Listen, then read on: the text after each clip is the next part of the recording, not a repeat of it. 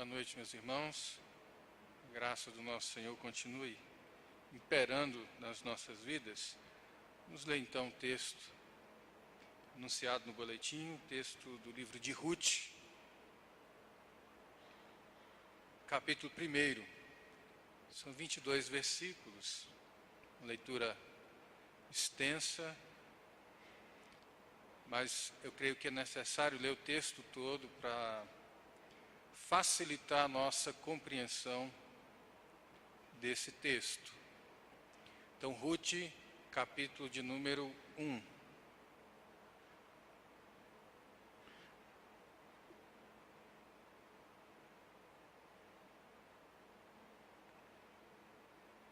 Livro de Ruth, capítulo de número 1, do verso 1 até o verso 22.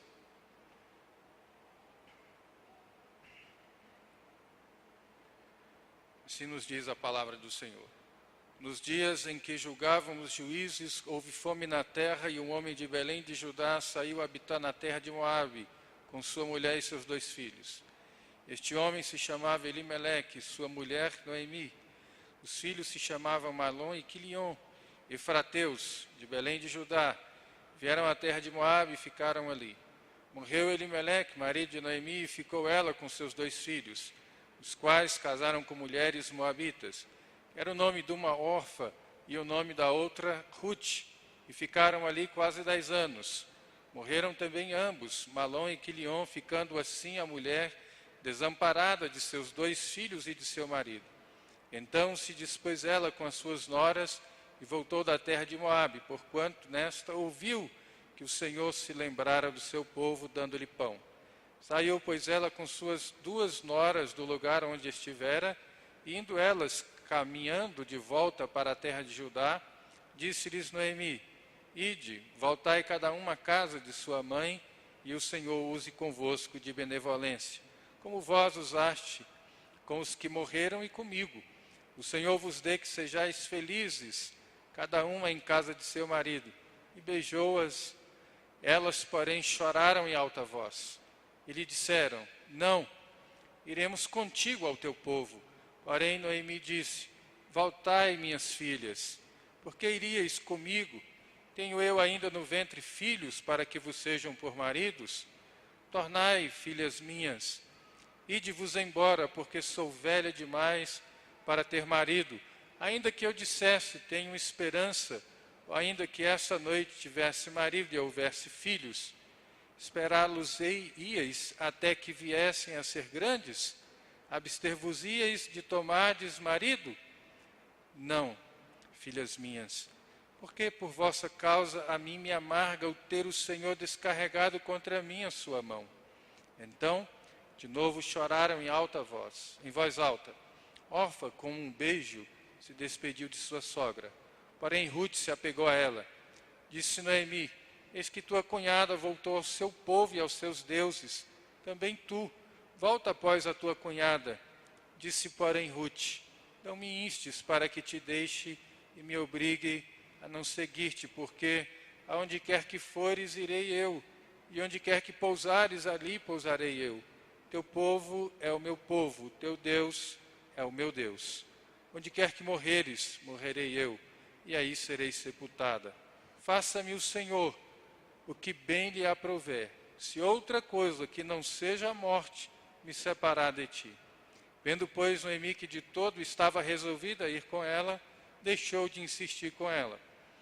Ambas se foram, até que chegaram a Belém. Sucedeu que, ao chegarem ali, toda a cidade se comoveu por causa delas. E as mulheres diziam: Não é esta Noemi? Porém ela lhes dizia: Não me chameis Noemi, chamai-me Mara, porque grande amargura me tem dado o Todo-Poderoso.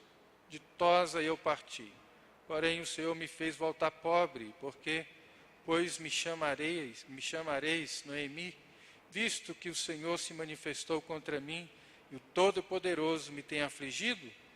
Assim voltou Noemi da terra de Moabe com Ruth, sua nora, a moabita, e chegaram a Belém no princípio da cega da cevada. Vamos orar mais uma vez. Querido Deus, Colocamos as nossas vidas diante do Senhor mais uma vez, Pai. Suplicamos pela iluminação, pela ação poderosa do Teu Santo Espírito. Ilumina a nossa vida para compreender e apreender e aplicar a Tua palavra em nossa vida. Nós te pedimos isso em nome de Jesus. Amém. Meus irmãos, a ideia é que nos próximos domingos, tendo em conta o período de férias do reverendo Jefferson e depois do reverendo José Marcos, então eu vou pregar alguns sermões no livro de Ruth. E aí você então poderá ao longo da semana e dos próximos dias fazer uma leitura mais detalhada desse livro para você ficar por dentro do contexto, conhecer melhor a história e até de certa forma rememorar essa história tão bonita e tão marcante. Muito bem, o livro de Ruth tem como um autor anônimo. Não se sabe ao certo quem escreveu esse livro de Ruth. Ele foi escrito entre os séculos 12 e 11 antes de Cristo, no período dos Juízes. Portanto, é um livro paralelo ao livro de Juízes. Enquanto os juízes governavam, a história de Ruth também e de Noemi também acontecia. É interessante quando nós lemos esse livro em especial, e esses livros da Bíblia, que eles não ocultam os dramas da vida, não ocultam as fases difíceis que o povo de Deus enfrentava. E nós vemos aqui um contexto bastante difícil, um contexto crítico. E quando nós lemos o livro de Juízes, nós podemos perceber que ali se estabeleceu algumas crises, entre elas a crise da liderança. Deus, com graça e com misericórdia, levantava alguns líderes. Alguns deles se corrompiam, outros morriam muito rápido e assim iam se levantando novos líderes. Mas a ausência de uma liderança permanente trouxe várias dificuldades para o povo de Deus. O povo de Deus também enfrenta uma crise espiritual, uma crise religiosa. Está numa cultura de um sincretismo religioso.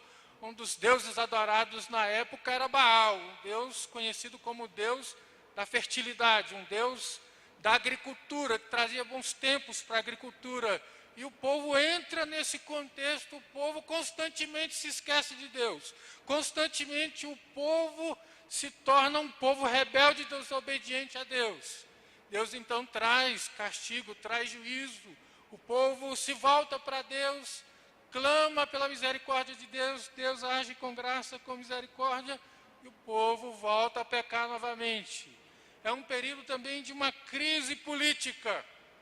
Vários povos estão atacando o povo de Deus, dentre eles o povo midianita, um povo hábil na arte da guerra. Eles entravam ali nas terras de Judá e destruíam todas as plantações, destruíam a colheita, atacavam, matavam as pessoas, e assim o povo então enfrentava uma crise política. E atrelada a essa crise, também a crise econômica, e aqui mencionada pelo escritor deste livro. Verso 1 e 2 diz assim que nos dias em que julgavam os juízes, houve fome na terra. A escassez, então, bateu a porta desta cidade, conhecida como a cidade do pão. Belém de Judá era conhecida como a cidade do pão. O reverendo Hernandes diz que nesse dia houve fome na casa do pão. É como você chegar numa padaria procurando pão e não ter pão. A escassez bateu as portas do povo de Deus. Meus irmãos, e quando nós olhamos para esse texto, olhamos para a vida do povo de Deus, nós podemos perceber que o povo de Deus, embora seja um povo escolhido por Deus, não está imune às crises da vida. Não está blindado quanto às crises.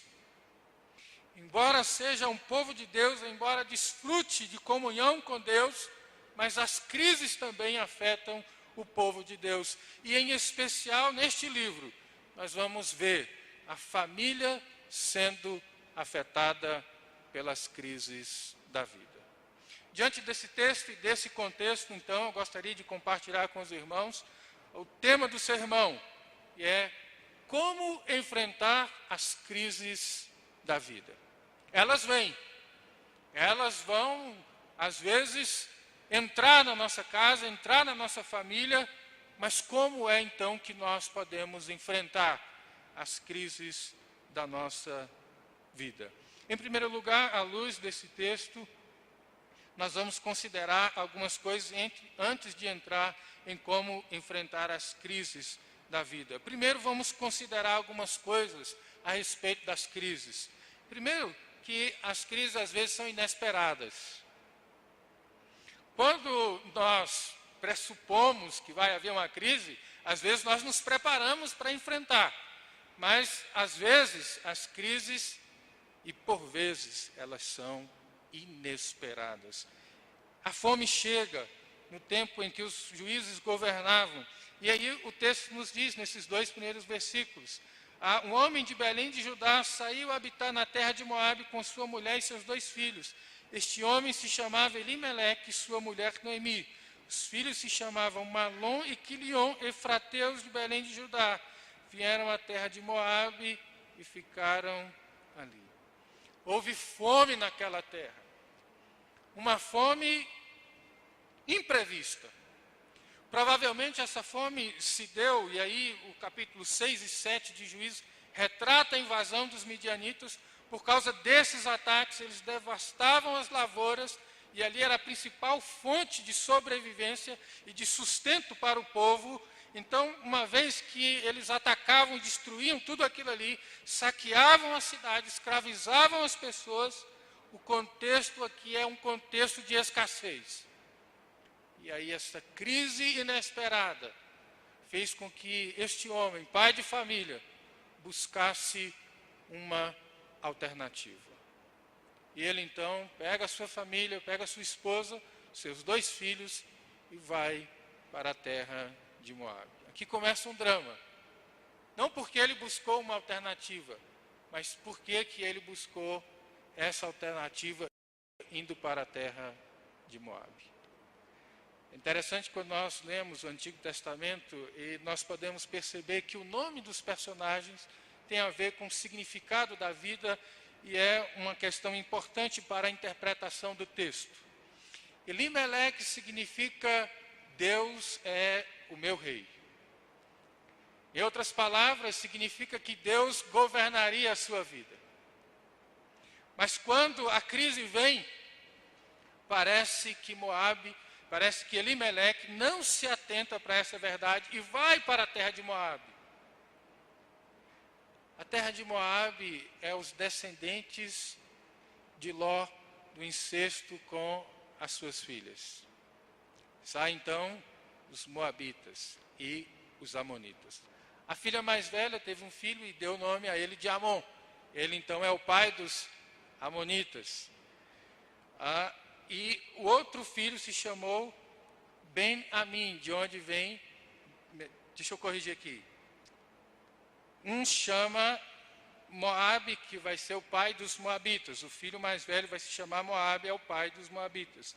Ben-Amim é o filho da mais nova e vai dar então origem aos amonitas. Então nós temos essas 2 descendências aqui do incesto de Ló com as suas filhas. Uma nação, um povo, por natureza pecaminosa e por isso mesmo já rejeitado, excluído por Deus.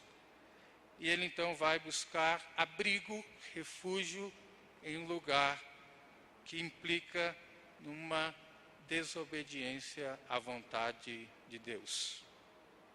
E quando nós, meus irmãos, olhando para esse texto, podemos perceber, e quando nós incorremos no mesmo erro, que é o de às vezes sermos chamados de filhos de Deus, mas não agirmos conforme a vontade de Deus, nós trazemos prejuízos para a nossa vida.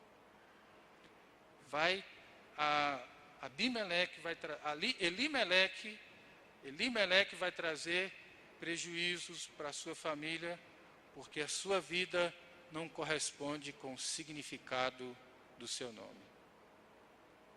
Deus é meu rei, mas eu preciso viver em conformidade com a vontade daquele que governa a minha vida. E diante dessa crise imprevista, Elimeleque sai da vontade de Deus, busca uma outra alternativa, mas não foi uma alternativa boa para a sua família. As crises são imprevistas e ela às vezes nos faz buscar alternativas que não correspondem com a vontade de Deus. A segunda questão que eu queria considerar é que às vezes as crises da vida elas são também agudas. Os versos 3 a 5 nós podemos perceber isso. Diz assim o texto: morreu Elimeleque, marido de Noemi, e ficou ela com seus 2 filhos, os quais casaram com mulheres moabitas. Era o nome de uma órfã e o nome da outra Ruth, e ficaram ali quase 10 anos. Morreram também ambos, Malom e Quilion, ficando assim a mulher desamparada, seus 2 filhos e de seu marido. Essa crise, ela se intensificou, ela se tornou uma crise mais aguda. Eles foram para lá, e se não fosse pela graça de Deus, Ruth não teria abraçado a fé que a sua sogra abraçou. Isso aí está para mostrar para nós que a graça de Deus alcança mesmo aquelas pessoas que nós julgamos que são inalcançáveis. A graça de Deus alcança aqui a vida de Ruth. Ela então vai acompanhar a sua sogra. Mas esta crise na vida de Noemi é uma crise aguda. Ela perdeu não apenas o seu esposo, que era não apenas o chefe, mas o provedor da família, o responsável pelo sustento da casa, o responsável pelo cuidado da família, o responsável pela condução, pela criação dos filhos, o responsável pela formação do caráter dos filhos. E parece que não passou muito tempo, ela perde também os 2 filhos. E a ideia implícita no nome dos 2 filhos é que eles eram de saúde frágil. E por alguma dificuldade que o texto não fala aqui, eles morreram. E ela se viu sozinha, desamparada, num contexto em que a mulher necessitava em extremo do seu marido. E na falta do marido, quem tomaria conta da mãe seria os filhos numa idade adulta. Quando a gente lê o Novo Testamento, o próprio Jesus vai reprimir e exortar algumas pessoas, porque eles estavam alegando que o recurso que eles tinham era para dar oferta para Deus. E Jesus diz: vocês estão alegando isso porque vocês não querem cuidar dos seus pais. Nessa cultura judaico-cristã, os filhos assumiam o cuidado dos pais quando eles estavam velhos e impossibilitados de ter o seu próprio sustento por via do trabalho. Então eram os filhos. Aqui o pai morre, os filhos morrem. Essa mulher se vê desamparada. A crise foi crescente. Ela se tornou uma crise aguda e intensa. Isso vai trazer dores para o coração de Noemi. Não é porque nós somos filhos de Deus que não vamos enfrentar as crises. Elas vêm. E elas vêm de maneira inesperada. Elas às vezes se tornam agudas e intensas nas nossas vidas. E é interessante que aqui a Bíblia vai mostrar 2 mulheres em evidência. Esse é o drama que muitas mulheres enfrentam. Sozinhas, sem apoio do marido, às vezes desamparada, e tem que enfrentar as dificuldades da vida. Essa é a segunda questão que eu queria considerar a respeito das crises, mas há uma terceira questão que eu quero considerar a respeito das crises da vida, que está registrado no verso 12, depois do verso 19 ao 20, que as crises podem gerar a autodepreciação. Verso 12, a palavra do Senhor nos diz assim, volte seus olhos para o texto, por favor. Tornai, filhas minhas, ide-vos embora, porque sou velha demais para ter marido, ainda quando eu dissesse tenho esperança, ou ainda que esta noite tivesse marido e houvesse filhos. Veja que ela se vê como uma pessoa velha, estava avançada em idade, mas ela se vê velha demais. Agora o verso 19 e 20 diz assim: então ambas se foram até que chegaram a Belém, e sucedeu que ao chegarem ali, toda a cidade se comoveu por causa delas. E as mulheres diziam, não é esta Noemi?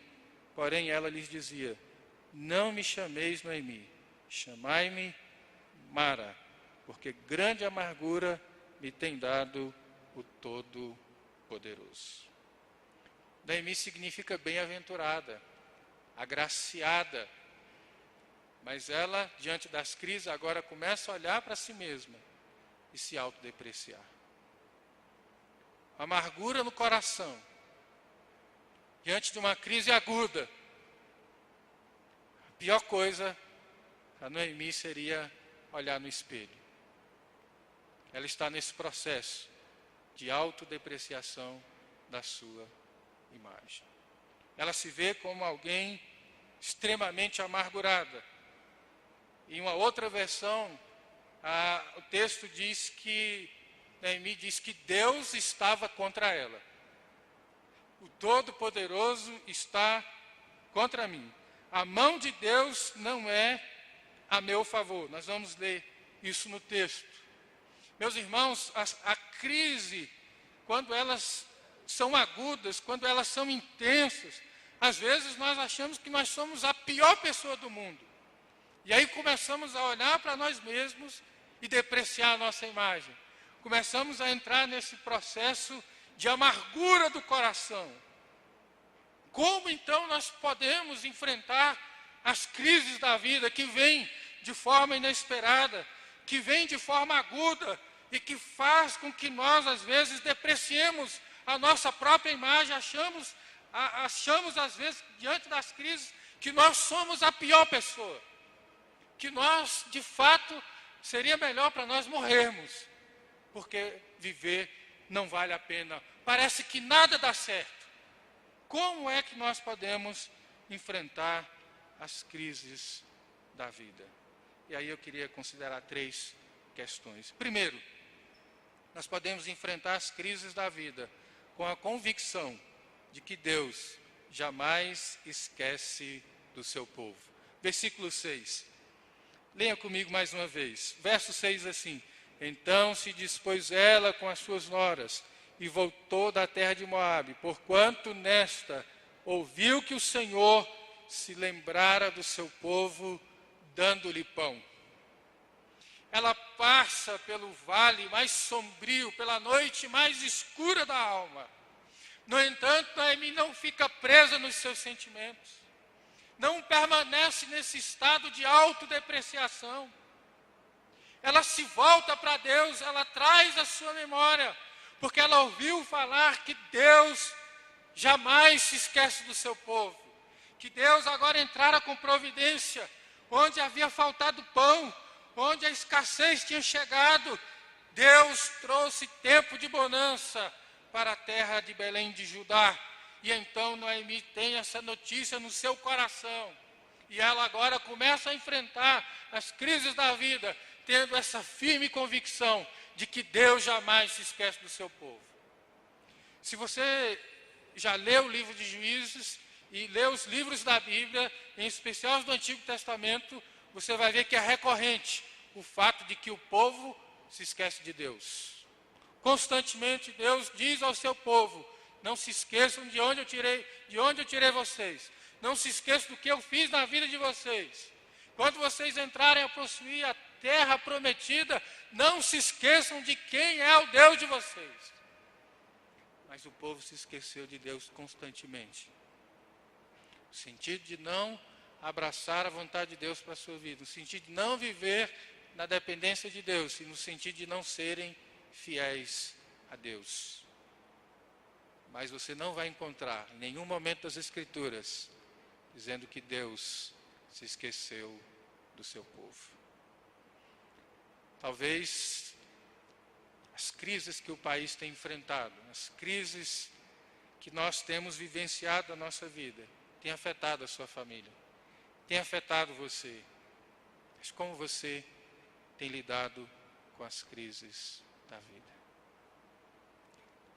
Nesse instante, ao invés de nos curvarmos, ao invés de ficarmos enclausurados, ao invés de mergulharmos num profundo sentimento de angústia, Deus nos convida através da sua palavra a mantermos firme esta convicção de que Ele jamais abandona os seus filhos, de que Ele jamais abandona o seu povo. Deus jamais nos deixa só. Na caminhada da vida, mesmo passando pelo vale mais sombrio, Deus está conosco. Ele não nos abandona. E é interessante que Noemi percebe duas coisas a respeito de Deus. Primeiro, que Deus é providente. E a sua providência tem um aspecto geral. Deus, Ele não apenas deu forma, não apenas trouxe esse universo à existência, Ele sustenta esse universo. E na providência especial, Deus cuida de cada detalhe da vida dos seus filhos, de maneira que nada da nossa vida escapa aos olhos de Deus. Ele é um Deus que cuida do seu povo. Portanto, quando você estiver passando por momentos difíceis, enfrentando as crises da vida, mesmo que elas sejam agudas, volte seus olhos para Deus e mantenha firme a convicção que Deus não esquece do seu povo. A segunda coisa que eu queria considerar para nós enfrentarmos as crises da vida é que nós devemos enfrentar as crises da vida com complacência. Versos 8 e 9. O texto nos diz assim: disse-lhes Noemi: ide, faltai cada um à casa de sua mãe, e o Senhor use convosco de benevolência, como vós usaste com os que morreram e comigo. O Senhor vos dê que sejais felizes, cada um em casa de seu marido, e beijou-as. Elas, porém, choraram em alta voz. O que é uma pessoa complacente? A pessoa complacente é uma pessoa gentil, é uma pessoa benevolente, é uma pessoa altruísta. E Noemi, ela tem essas características. Embora ela esteja passando por um momento terrível, por um momento difícil, num momento de intensa angústia, de intenso sofrimento, ela não descarrega isso sobre a vida dos outros. Ela não deseja que as suas noras agora se deem mal na vida. Ela não é uma pessoa mal-humorada. Ela não é uma pessoa que ficou presa nesse sentimento de autodepreciação. Pelo contrário, ela agora é uma mulher generosa, porque ela está firmada na convicção de quem Deus é. Ela sabe que Deus é soberano. Ela sabe que está passando pela aflição por causa da mão de Deus, não foge à vontade de Deus. Nós nos lembramos muito de Jó, mas nós, quando lemos esse texto, vemos aqui na vida dessa mulher, uma mulher que sofre, que enfrenta as lutas da vida, mas que volta os seus olhos para Deus, porque ela sabe quem Deus é. Isso não é apenas o Deus da providência. Essa amargura terrível não tomou conta do seu coração a ponto de ela descarregar sobre os outros. Às vezes, nós nos deparamos com pessoas amargas. E como é difícil conversar com uma pessoa amargurada, que vive o sentimento de amargura ano após ano. Você encontra a pessoa e pergunta: como vai? Nada vai bem. Está tudo indo de mal a pior. Não tem uma palavra boa para dizer nunca. Sempre ela elenca os seus sofrimentos, as suas dificuldades. O coração dilacerado constantemente pelas lutas. E a pessoa passa o tempo todo descarregando aquilo. Outras pessoas afetam a família com a amargura do seu coração. Felizmente, às vezes, uma pessoa amargurada, as primeiras pessoas que ele afeta são as pessoas que estão ao seu redor, descarregando ira, rancor e amargura sobre a vida das outras pessoas. Uma pessoa complacente, não. Ele sabe separar, sabe que está passando um momento difícil, um momento de turbulência, um momento de angústia, um momento de agonia, mas ele não descarrega aquilo. Antes, leva isso diante de Deus. Sabe que Deus é soberano, sabe que Deus é Senhor. O seu sofrimento não foge à vontade de Deus. Como é que nós reagimos frente às crises da vida? como é difícil lidar com pessoas amarguradas. Mas Noemi não. Noemi é uma mulher complacente, é uma mulher gentil, é uma mulher generosa. Apesar das lutas intensas do seu coração. Terceira coisa que eu gostaria de considerar para como enfrentarmos as lutas da vida, em terceiro lugar, é que nós podemos enfrentar as lutas da vida com a certeza de que Deus nos dá a oportunidade de recomeçar. Com Deus é sempre possível recomeçarmos. Olha o que diz os versos 19 a 22. E como a palavra de Deus é maravilhosa. Então ambas se foram, até que chegaram a Belém. Sucedeu que ao chegarem ali, toda a cidade se comoveu por causa delas. E as mulheres diziam, não é esta Noemi? Porém ela lhes dizia, não me chameis Noemi, chamai-me Mara, porque grande amargura me tem dado o Todo-Poderoso. Ditosa eu parti. Porém o Senhor me fez voltar pobre. Porque, pois me chamareis Noemi, visto que o Senhor se manifestou contra mim e o Todo-Poderoso me tem afligido? Assim voltou Noemi da terra de Moabe, com Rute sua nora, a Moabita, e chegaram a Belém, no princípio da cega da cevada. Interessante nós percebermos algumas coisas a respeito desta família. Elimeleque era de Belém de Judá, mas o texto identifica ele como da região de Efrata, uma região onde pessoas nobres moravam. Eles eram bem-sucedidos financeiramente, eles eram de família nobre. Quando Ruth diz aqui que ela partiu de lá ditosa, ela partiu bem. Ela saiu de lá, as pessoas tendo deles uma boa impressão. E se nós formos comparar a região de lá, nós poderíamos comparar com uma região de Brasília, onde moram as pessoas mais nobres, os bairros de nível mais elevado. Era mais ou menos assim a região de Efrata. Saiu de lá bem. E ela volta de Moabe para Belém de Judá, numa situação em que ninguém quer voltar para a sua terra. Quem sai da sua terra, às vezes por causa de uma crise, e, por exemplo, Brasília recebe muita gente de fora, as pessoas que chegam aqui querem se dar bem para voltar melhor do que quando saíram da sua terra. Ela volta numa situação pior, porque ela diz, eu voltei pobre. Ela saiu de cabeça erguida e voltou de cabeça baixa. Saiu bem-sucedida e voltou fracassada do ponto de vista financeiro. Mas voltou diante de um Deus que dá uma oportunidade de recomeço. Meus irmãos, é interessante que eles chegam lá no princípio da cega da cevada. Está dentro do plano de Deus. Porque ela voltando para lá, ela teria agora uma oportunidade de ter o sustento por meio da agricultura. Quem sabe as crises têm feito você querer desistir. Quem sabe as crises têm abatido a sua vida, a tal ponto de você desistir da caminhada. Um ditado popular, jogar a toalha, desistir da vida, desistir dos seus empreendimentos. Mas o texto da palavra de Deus nos convida a enfrentarmos as crises, nutrindo em nosso coração a certeza de que com Deus é possível recomeçar. Ela volta e daqui para frente Deus muda toda a trajetória, todo o curso da vida de Noemi. Eu pergunto a você, como você tem lidado com as crises da vida? Como você tem enfrentado os dilemas que às vezes querem abater o seu coração, querem abater a sua vida, querem fazer você desistir da caminhada? Você tem nutrido em seu coração a convicção de que Deus jamais se esquece do seu povo?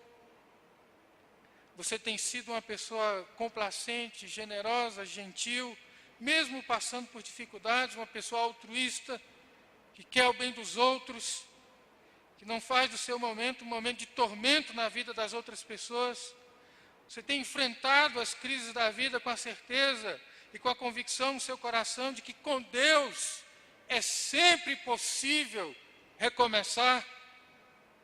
A palavra do Senhor nos convida e nos desafia a termos essas convicções firmes em nossos corações.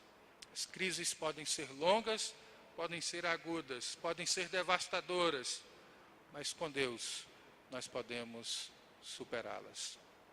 Que Deus nos ajude na nossa caminhada frente às lutas e os dilemas que nós enfrentamos ao longo da nossa jornada.